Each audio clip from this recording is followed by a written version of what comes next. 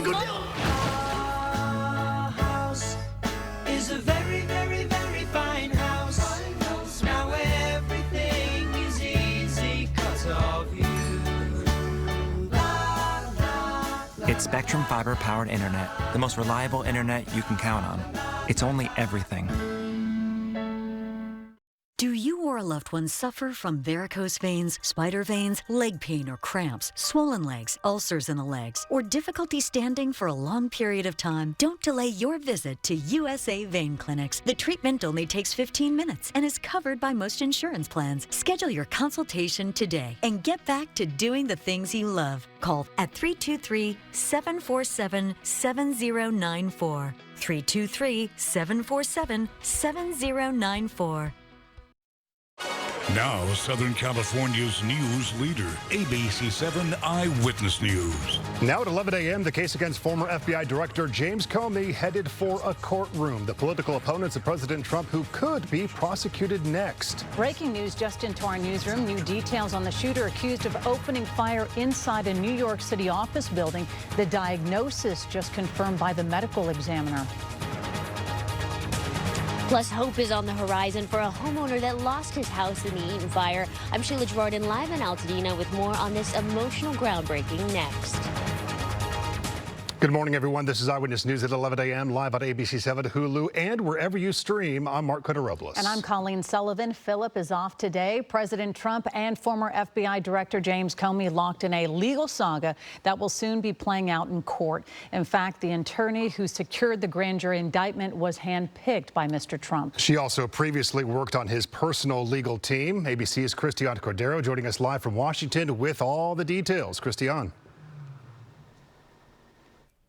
Mark, Colleen, great to be with you both. In his retribution campaign, President Trump repeatedly called for the prosecution of James Comey. The steps leading up to the indictment call into question the impartiality and independence of the Justice Department.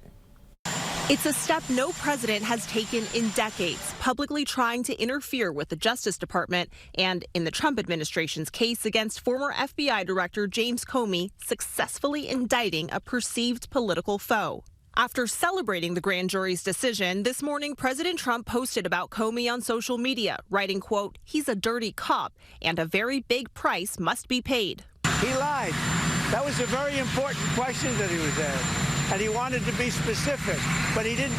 The only thing that happened to him, he didn't think he'd get caught. The charges, making a false statement to Congress and obstruction of an investigative proceeding before Congress, both felonies, and both stemming from a congressional hearing about Russian interference in the 2016 election. It seems this is a case about whether James Comey authorized a leak by his deputy, Andrew McCabe, about Hillary Clinton and about an investigation of the Clinton Foundation, not a leak about Donald Trump. Trump handpicked the attorney prosecuting the case. Lindsay Halligan previously served on the president's personal legal team and has no experience as a prosecutor. Sources tell ABC News prosecutors handed Halligan a memo on her first day of work this week, recommending Comey not be charged, citing a lack of evidence.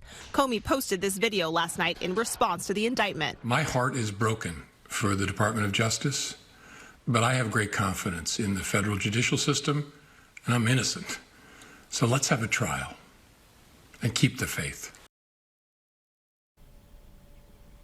Now, Comey faces up to 5 years in prison if convicted. Federal authorities are also targeting other perceived political enemies of the president, including New York Attorney General Letitia James, California Senator Adam Schiff, and a group funded by billionaire Democratic donor George Soros. We're live in Washington. Christiane Cordero, ABC7 Eyewitness News. Interesting developments. Christiane, to thank you. Coming up at our next half hour, our Josh Haskell spoke one-on-one with Senator Adam Schiff and has his reaction to Comey's indictment and the president's request to prosecute him next. Again, that is coming up in our next half hour. And we have breaking news right now out of New York. The medical examiner there says the man who opened fire on the NFL's headquarters in July suffered from CTE. Shane Tamura died by suicide after his attack, but a 3-page note found on his body claimed he had a traumatic brain injury. The New York medical examiner says extensive analysis on Tamura's brain confirmed that. Tamura also has ties to Southern California. He had played high school football in Granada Hills. And more More breaking news here at home in Carson, where crews are working to clean up a train derailment. Air 7 was overhead around 9:30 this morning. It is unclear what caused several boxcars and tankers to derail, but it is contained to a train yard located on Alameda Street near Carson and Wilmington. We have reached out to BNSF Railway, which owns the yard, for more information. Well, happening today, rebuilding in Altadena. The Altadena Collective is breaking ground on its first rebuild project since the January Eaton fire. Construction will begin on a single-family home and an ADU on the 300 block of Mountain View Street. It's designed for a family who lost their home during the fire. We will have more on this later on in our newscasts. And we have been following the stories of those impacted by the devastating and deadly January wildfires. One of those community members is a restaurant owner who lost a home in the Eaton fires. After several months of setbacks, finally a sign of progress today for his new home. Eyewitness News reporter Shayla Girardin joins us live from Altadena with more. Shayla? Yes, after months of working towards this moment, finally breaking ground on his home today. You can see these crews behind me. They just started hours ago. Like I mentioned, just breaking ground this morning. And for this homeowner, he says this has been a journey. This is where your room used to be at. Almost 9 months after the Eaton fire destroyed Tony's home, hope is on the horizon. It's been really difficult because we lost every single thing that we had. The insurance compensates for whatever you can prove you had and for whatever you're covered, but a lot of things they're not covered. We've been following Tony's journey since January. You may know him for his nearby restaurant, Jake's Roadhouse in Monrovia. He says this year has been a challenge. First, the cost of egg prices, then the fires, and finally losing his beloved home. And it's frustrating because I have done everything that you're supposed to do, working hard, having a family, doing everything we're supposed to do, and losing everything and having nowhere to go for help.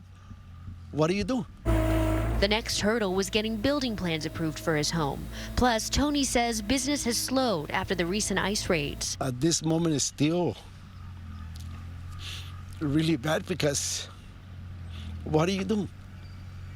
The only thing I have going for me is the restaurant, but if I don't get busy like I used to be, it's gonna be devastating.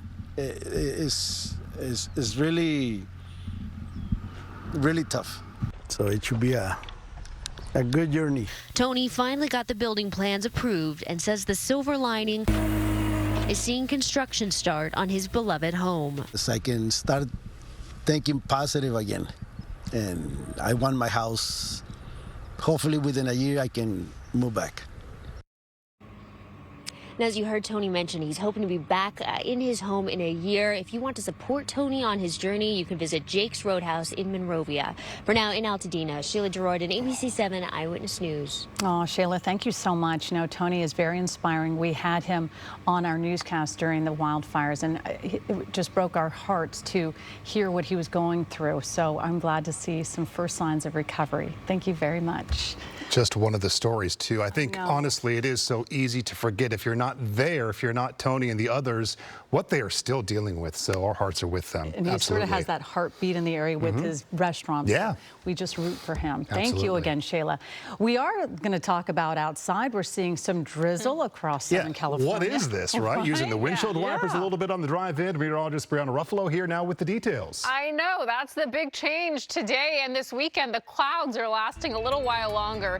At least today and tomorrow. Sunday, I think we will see at least a little bit quicker clearing. But yes, today we still have a lot of cloud coverage outside and some mist and drizzle still possible. We are looking live from Malibu right now, and it is still pretty socked in. It's keeping our temperatures a little even cooler today. It's about 67 degrees there, but all those clouds are even well inland still. So we haven't seen too much clearing yet, and we're not expecting to see a whole lot of it. We'll probably see pockets of sunshine as we head into this afternoon, but some areas might stay a little overcast. So today we're seeing that drizzle and mist for the morning hours, cooler temperatures into the afternoon. And then we're going to talk about the potential for showers and thunderstorms as we get into this weekend.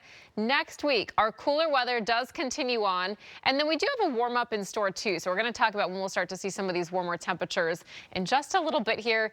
Temperature-wise, though, this is really nice. Mark, Colleen, I'll send it back to you for now. All right, perfect, Brianna. Thank you. Well, new this morning, a local business group is calling for immediate action to revitalize downtown L.A. Yeah, yesterday, the Central City Association unveiled a 90-day action plan to help improve the economy, public safety, and cleanliness. The revived DTLA plan outlines more than 24 proposals to expand safety patrols, ramp up cleanliness, and boost business. The plan also calls for an expansion of Mayor Karen Bass's Inside Safe program to help the homeless. The Central City Association says downtown businesses have already spent hundreds of millions of dollars to revitalize the area, and now it's time for the city to step up and do its part. Dozens of United Nations representatives walking out. Why dozens left the room before the start of Israel's prime minister